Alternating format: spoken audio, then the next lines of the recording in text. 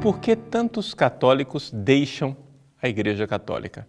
Essa pergunta foi feita pelo repórter da Globo na entrevista com o Papa Francisco em sua recente visita aqui no Brasil.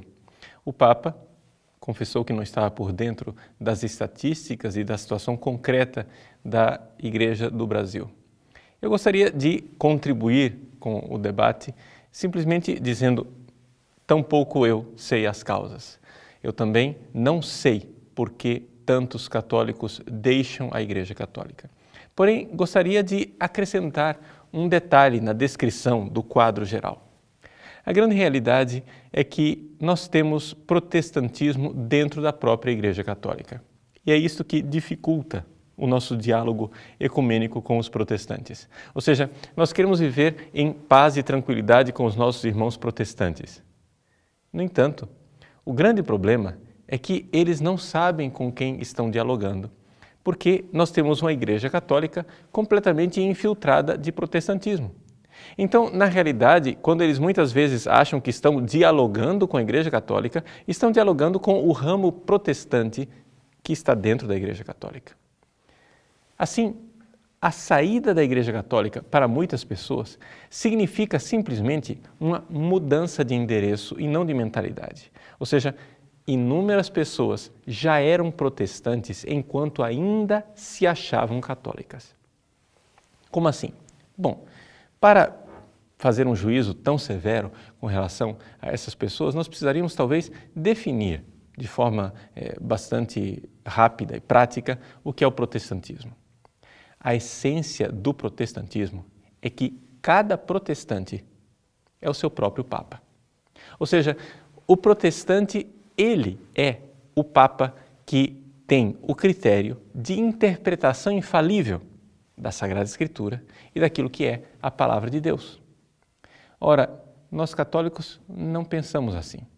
Nós católicos cremos que nosso Senhor Jesus Cristo deixou Pedro e os seus sucessores com um serviço humilde de interpretar de forma infalível as Sagradas Escrituras, de tal forma que cada Papa, ao interpretar infalivelmente as Sagradas Escrituras e a tradição da Igreja, está prestando um serviço ao católico.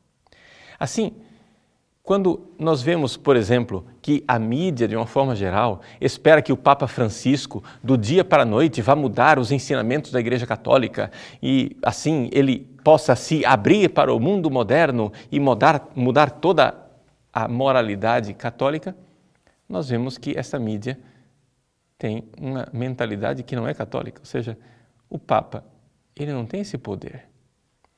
Um Papa só pode fazer este serviço da interpretação infalível das Sagradas Escrituras em sintonia com os seus numerosos predecessores. Veja, suponhamos uma hipótese que um dia venha um Papa que declare infalivelmente algo contrário ao ensinamento que já foi declarado infalível. Ora, este Papa, ou ele não é Papa, e é simplesmente um herege apóstata, ou então todo o edifício da fé católica irá cair por terra, será um colapso total. Ou seja, não pode existir contradição no magistério pontifício. E se houver uma contradição, é porque ou nós não entendemos direito aquilo que foi dito no passado, ou nós estamos traindo a essência da Igreja Católica. De tal forma que, por exemplo, o Concílio Vaticano II não poderia jamais, e de fato não o fez, não poderia contradizer o Concílio Vaticano I e nem o Concílio de Trento. Ele pode sim complementar, ele pode apresentar a fé de sempre de uma forma nova, renovada, mas ele não pode mudar os ensinamentos da Igreja. De tal forma que um Papa não é um déspota, um Papa não é um tirano arbitrário e nem é, para usar a linguagem de Bento XVI, um oráculo. um sujeito que está lá para receber luzes divinas e ele então é que é a fonte da revelação. Não, o Papa não é a fonte da revelação. A fonte da revelação é nosso Senhor Jesus Cristo e aquilo que ele deixou para os seus apóstolos e é transmitido ao longo dos séculos, a Igreja simplesmente presta o serviço de interpretar aquilo que foi deixado.